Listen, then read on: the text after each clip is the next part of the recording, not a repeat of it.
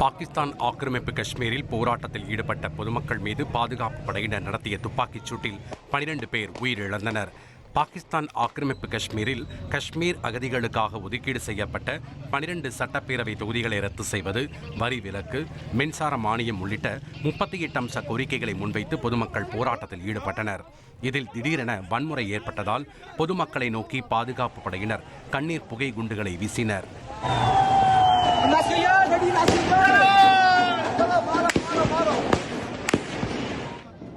மேலும் போராட்டக்காரர்கள் கலைந்து செல்ல மறுத்ததால் பாதுகாப்பு படையினர் நடத்திய துப்பாக்கிச் சூட்டில் 12 பேர் உயிரிழந்ததாகவும் 200க்கும் மேற்பட்டோர் காயமடைந்ததாகவும் தகவல் வெளியாகியுள்ளது.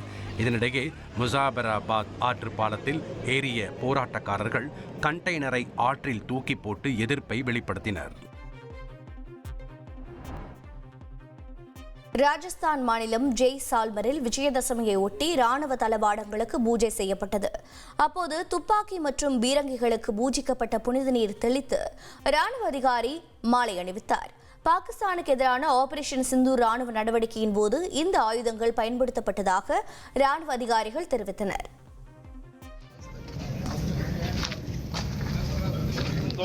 पूजनमहं कल्चते समर्प्याम नमो नमः माल्यादीनं पुष्पाणिनं समर्प्याम नमो नमः सर्वे सर्वे शादिके स्नेतंबिके गौरी हरपे नमामि नमस्ते जय मा भूति श्री कल्याणं प्रभुं कल्याणं कुरु प्रातः कालारती की आज की समैया की.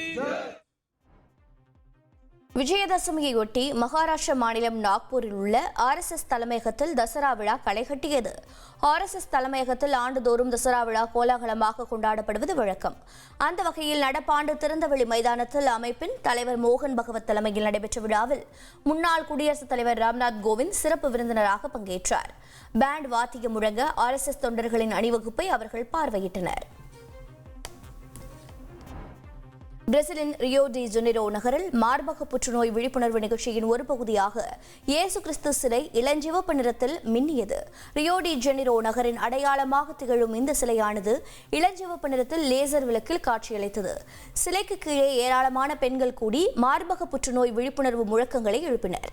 மார்பக புற்றுநோயை பொறுத்தமட்டில் ஆரம்பத்திலேயே கண்டறிந்தால் குணமடைய 95% வாய்ப்பு இருப்பதாக பெண்கள் தெரிவித்தனர். உங்கள் தந்திவன் தொலைக்காட்சியில் கருடா தினமும் காலை 6 மணிக்கு காண தவறாதீர்கள். இனி செல்லும் இடமெல்லாம் செய்தி. தந்தி டிவியின் வாட்ஸ்அப் சேனலை ஃபாலோ பண்ணினா செல்ல இருக்கும் இடமெல்லாம் செய்தி. இதோ QR கோட், இப்பவே ஸ்கேன் பண்ணுங்க, ஃபாலோ பண்ணுங்க. ட்ரெண்ட ஃப்ரெண்ட் ஆக்கிக்கோங்க. தந்தி டிவியின் சப்ஸ்கிரைபர்ஸ் அண்ட் ஃபாலோவர்ஸ் குடும்பத்துல நீங்களும் இணையுங்க.